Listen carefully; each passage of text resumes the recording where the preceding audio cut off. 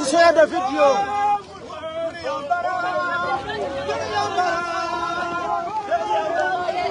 Tumbler.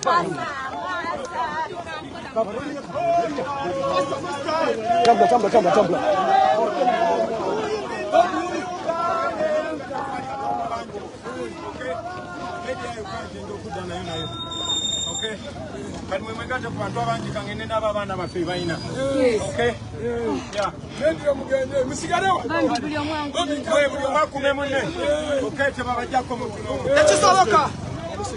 Formation.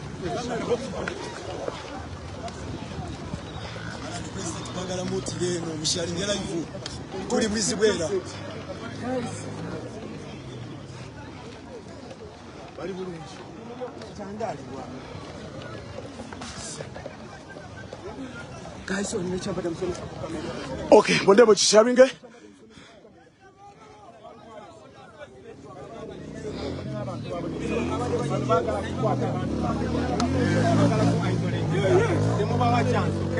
Please, safe.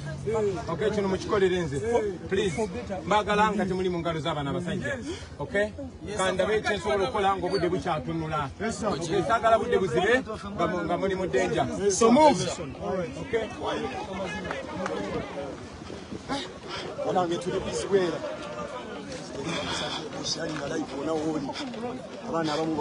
Okay, President. Was the ambush? Police, military leaders on the way, block us from reaching Wiziguera.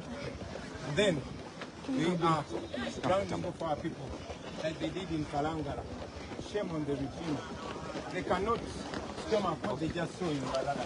They cannot believe that people in Western Uganda are tired of this regime. They cannot believe that people came out in large numbers to show support for the forces of change. We are not criminals, we are not violent. They've been attacking us. They've been planning to reduce our team. Remember, they arrested Waiswa, Eddie Mutwe, Achireo, Gaddafi, Smart, and all those. Now in Lira, they took 10 of our people. 2 days ago in Barara, they took 20 of our people. Now they're wailing us on the way. Criminals. That is how scared Museveni is. He cannot stand fair competition. He cannot. Because Museveni is a weakling. Museveni is a coward. Don't allow that old man to lie to you. He has lied to you for 40 years. We are here to demystify you, Museveni. We are here to show the people what kind of coward are you. You pose that you're a general, but inside you there's a little girl scared. Why are you scared of fair competition? Let it be free and fair. Let us walk freely in our country and let us talk to the people. Is that too much to ask for? Shame on you. Shame on Uganda police. Shame on the UPDF. Shame on all those security forces. They cannot stomach fair competition. Well, we are here. Age is on our side. Time is on our side. God is on our side. And the law is on our side. You cannot stop us. You cannot stop an idea whose time has come. The young people of Western Uganda have showed you. You brought goons on the road to beat us. But they were overpowered by the people of the place. Now, you want an excuse to arrest our people. You want an excuse to harm us. You want an excuse to kill people. Shame on you, old man, and shame on all of you criminals. This cannot stop us. You cannot stop the wind of change. It's blowing and it's going to blow you away.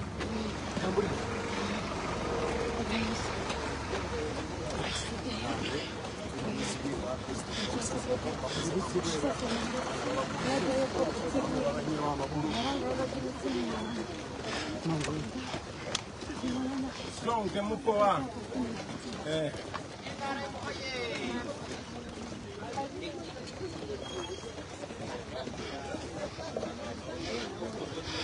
President Mohammed. President, we are one. We are one.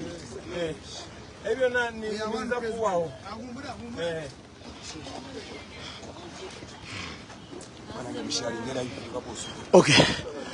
President, ekibinja kisooka ku bantu be akituusiza obudde buno ali mu kweyongerayo mu maaso teyagala leka mwana ina mudenja so ali mu kuddayo mabega okulaba nti ate anunula abaana balala abali mu kuba nga bagenda mu maaso n'okuwambibwa abali mu kubawamba abali mu leeya muganda wange beebisa obukookolo tebaagala kubanga babalaba so bwe bali mu kubanga bagenda mu maaso n'okubanga bawamba abantu abo era bakyayongera okuyiika okubanga bakwata so eno yembeera erimu okubanga egenda mu maaso obudde buno.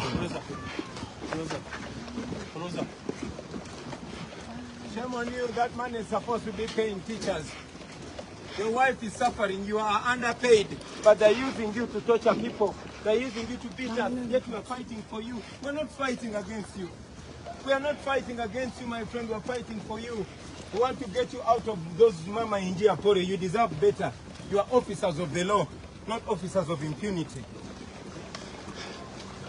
Abasajja abaswavu bano baswadde ekyobola beebise feesi zaabwe ne baagala nsi ebalabe mubatunuze mu kamera ensi ebalabe baswadde nnyo tebasobola kikkiriza abantu b'embala abatwaniriza bwe batyo tebasobola kikkiriza tibakole batwagala bwe batyo tinabo baagala enkyukakyuka tebasobola kikkiriza so kakati balizotinze to violence balizotinze to lawlessness laba abaana bato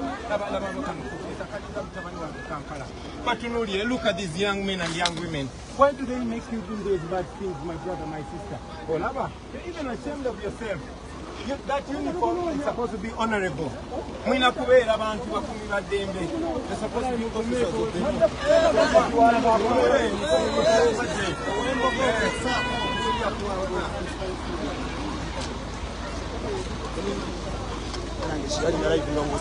nsaba tambuza video nga bw'osobola tambuza video.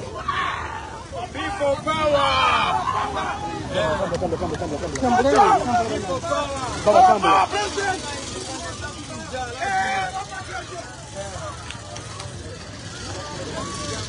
Okay, mbeera eriwo a president abasajja abali mu leya abali mu bukookolo abaana abato abawala n'abalenzi bakoze ambush ne ba arrestinga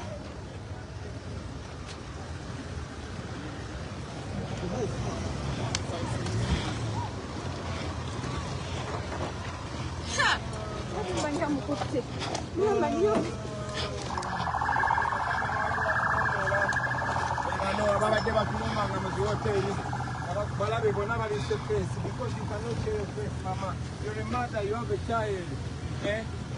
If you are having a children, you can die from the hospital. We are fighting for you and not fighting against you. We're not doing anything bad. Okay? That flag on the uniform is supposed to symbolize honor. I know you don't like what they're making you do. Leave alone these criminals. We're very careful face. Okay?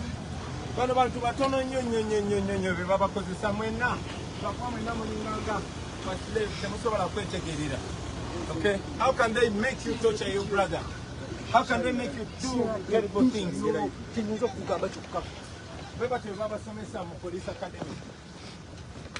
This is their commander. Officer, where are our people?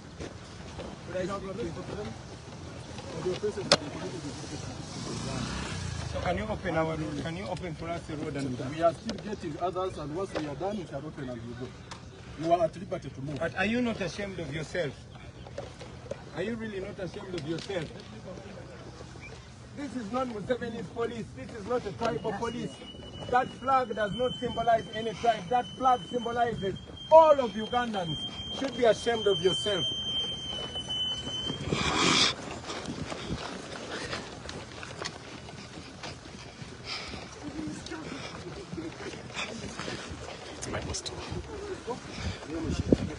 Mr. President, watuwako kumurugana kuchigenda maso. Kuchigenda maso mukirama. Batusazeeko baagala obudde buzibe batukoleko obulabe. Baagala obudde buzibe batukoleko obulabe. Bakutte abaana batalina musango, bannamawulire, abawala bagaba flyers n'ebirala ebifaanana bwe bityo. Naye tewali kubo yayogedde ku bagunzi ababadde bambadde t-shirt za Museveni abatulumbye ne batukuba. Okay? So kakati bali mu kutupa bali mu gamba nti ate ffe okubeera nga tutambula nga tugenda gye twabadde tugenda gwabadde musango. Okay? Ekyo kya buswavu nnyo. Museveni should be ashamed of himself. Byabakama, Mr. Byabakama, you've not come out to talk about the attack. You've not come out to talk about the attack on us by people wearing yellow t-shirts, by people protected by police. You've not come out to talk about that. Cameras showed Muchibi, a police officer, and a group of officers escorting criminals to attack people, throw stones at us. You've not talked about that, but you had time to see when I was going to buy maize and you talked about it. Museveni himself, the criminal that he is, he has not talked about that. He has not talked about the tribal sentiments. He has not talked about the attack in Chiruhura, but he's talking about me and my wife waving to people as if it's a crime. These people should be ashamed of themselves. To all of you Ugandans, you see what is happening. To the international community, you see what is happening. Dictator Museveni, who has been in power for 40 years, is reading from the same book that all dictators do. Now look what they are doing.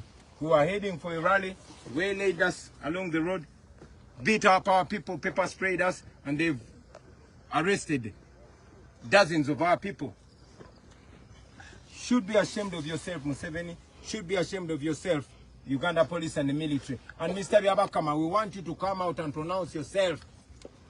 We want you to come out and pronounce yourself. You are the chairperson of the Electoral Commission. Is this a kind of election that you are organizing, or are you blind? You don't see that. You were able to see me in Karamoja buying maize, and you complained that my buying maize from a street woman was not part of my campaign. Is this part of our campaign? Is attacking us part of our campaign? We want answers.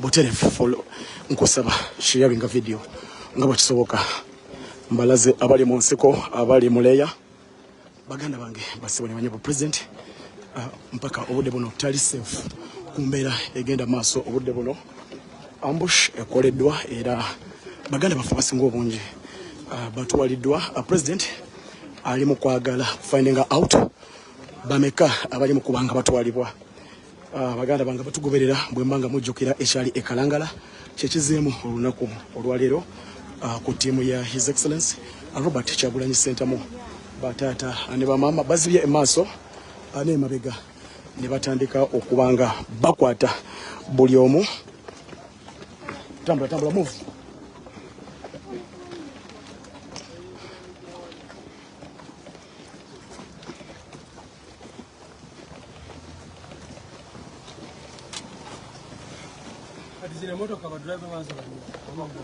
badriver bonna bakwatiddwa abavuga ttiimu ye yonna bonna abakwatiddwa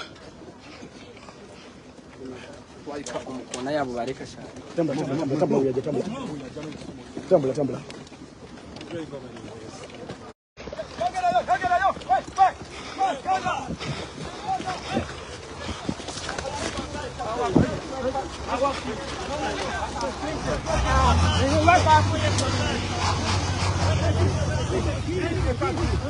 oyo akikomezaawo